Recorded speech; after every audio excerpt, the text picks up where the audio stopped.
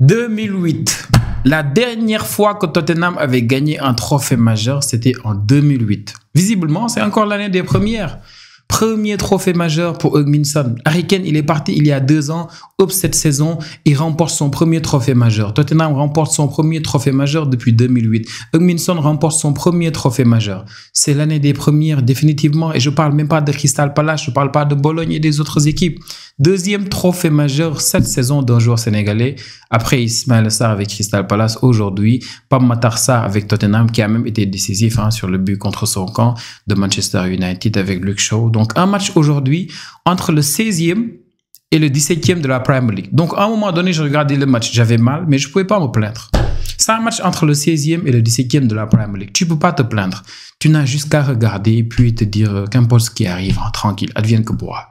C'était à San Mamés, à Bilbao. Bilbao, vous le savez, qui a été battu par Manchester United. Et aujourd'hui, tu as cette équipe de Tottenham qui arrive encore une fois cette saison à battre Manchester United. La dernière victoire de Manchester United contre Tottenham, c'était en 2022. Mais cette saison, ils se sont rencontrés 3 fois, 2 fois déjà en championnat, 1 fois en Cup, et là, en finale d'Europa League, donc 4 fois au total. Et Tottenham a battu Manchester United 4 fois. 4 fois. C'est terrible, au fait. On va dire que c'était un match entre 2 équipes qui sont terribles et la moins pire à gagner. Et c'est mérité pour Postecoglou. Je trouve que c'est lui qui mérite ce trophée, même si au fond, dans le match, tu as vu que c'est Manchester United qui dominait. Tu as vu qu'ils ont pu neutraliser la menace Bruno Fernandes au milieu avec les travails magnifiques de Bissouma, de Bentancur et aussi de Pape Matar Sarr. Mais surtout, ils ont compris qu'à gauche, Diallo allait les fatiguer. Du coup, c'était des marquages à 2 tout le temps, des escaliers sur lui. Donc, ils ont pu aussi collectivement bien défendre ce match-là. Mais c'est mérité pour Postecoglou. Il a le projet le moins récent. Depuis l'année dernière, on a vu ce qu'il voulait faire avec cette équipe de Tottenham. L'année dernière, ils nous ont tous bien bluffés au début de la saison. On pensait même qu'ils étaient partis pour vraiment jouer les premiers rôles, mais après, ils n'ont pas pu tenir le rythme avec un effectif assez court. C'était devenu compliqué, mais vraiment, Ange Postecoglou, il avait dit, mes 2e saisons, d'habitude, je gagne des trophées. Et j'ai eu mal pour lui hier, en conférence de presse, quand un journaliste lui a demandé, oui, si tu gagnes, est-ce que tu deviens un héros? Si tu perds, est-ce que tu deviens un clown?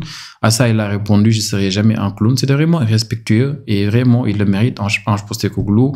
Il a montré que vraiment, il a des idées claires par rapport à Tottenham, juste qu'il faut peut-être un peu plus de budget et surtout des joueurs fiables.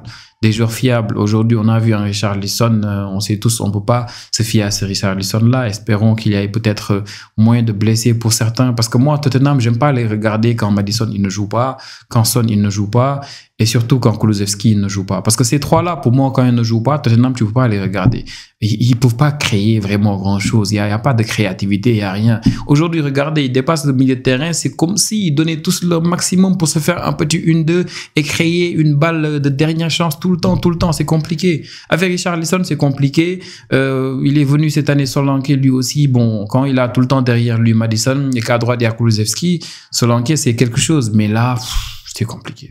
C'était très compliqué. Manchester United, c'est peut-être un mal pour un bien pour Manchester United.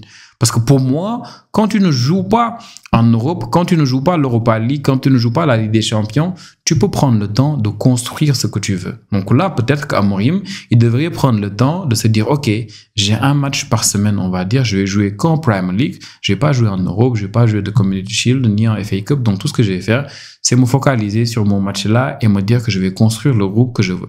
Et ça, c'est top. Les autres, ils vont se fatiguer. L'Angleterre, on a quoi 6-7 équipes qui sont en Ligue des Champions. Donc, toi, tu vas pas trop te fatiguer. Tu vas juste rester là à jouer un match par week-end, un match par semaine. Et eux, ils vont aller se fatiguer. Ils vont venir, tu auras un bon effectif. Tu vas mettre en place tout ce que tu veux. Parce que bon, j'imagine que le 3-4-3 là, ils l'ont pas bien assimilé pour le moment. Mais après, ça va venir. Parce qu'il y a des joueurs qui sont intéressants dans ce projet-là. Mazraoui, il est intéressant. Amad Diallo, il est intéressant. Dorgu, je l'aime bien très sérieusement. Tu as aussi Bruno Fernandes, c'est lui le pilier, on va dire, de ce projet-là. Derrière, j'aime bien Lenny Euro. Maguire, l'ancien, bon, il se débrouille pas mal, il fait le taf, il fait ce qu'il devrait faire, même si pour moi, il devait partir depuis longtemps. Après, bon, offensivement, c'est compliqué. Offensivement aussi, je sais pas, Garnacho, difficile. Zirkzee, compliqué. Højlund, encore plus.